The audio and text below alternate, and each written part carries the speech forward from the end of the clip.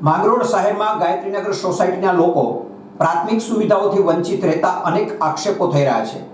માંગરોળ પાલિકાના પાપે રોડ રસ્તાઓ પાણી સહિતની સુવિધાઓથી સોસાયટીના રહીશો વંચિત રહ્યા છે।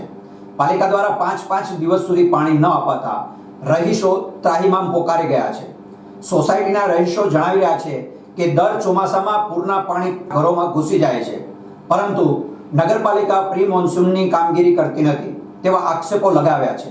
નગરપાલિકાનું વિચારીએ તો અહીં કોઈ પણ પ્રકારની સુવિધા આપવામાં આવતી નથી, એક સ્ટ્રીટ લાઇટ સિવાય। કચરો કે કોઈ વાળવા આવતું નથી, કોઈ કચરો ઉપાડવા માટે નથી આવતું।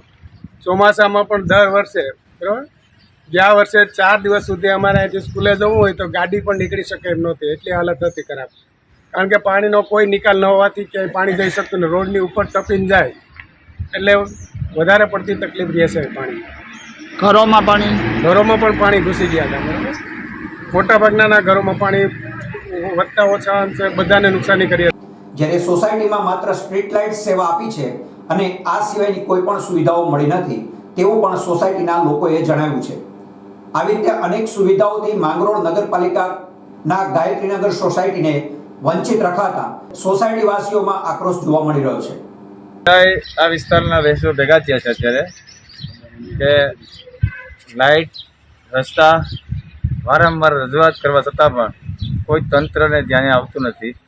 તંત્રને કહે તો બસ થઈ જશે, કેટલીક રજૂઆત કરવી છે, થાકી ગયા છે। અંતે આ મીડિયાના સહાય લઈ અને સરકારને ધ્યાને દોરવા માટે કે આ રસ્તા બને, કારણ કે બાળકોને ભણવા જવું હોય તો ગોઠવણ પાણીમાં જવું પડે છે અત્યારે બરાબર। લાઇટ આવતી નથી, 10-12 દિવસે અંતરે પાણી આવે છે અત્યારે બરાબર। તો તંત્રને લેખિત મૌખિક વારંવાર રજૂઆત કરવા છતાં પણ કોઈ ધ્યાન દેતું, આનું કારણ શું?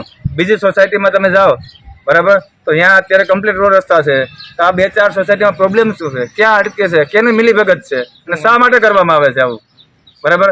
વેરો રેગ્યુલર ભરે છે, ન ભરવા આવે તો તંત્રના માણસો મોકલે છે, ભાડાતું માણસો, અને ધાક ધમકી મારે છે બરાબર। આવું કરવા પાછળનું કારણ શા માટે આવું છે બરાબર?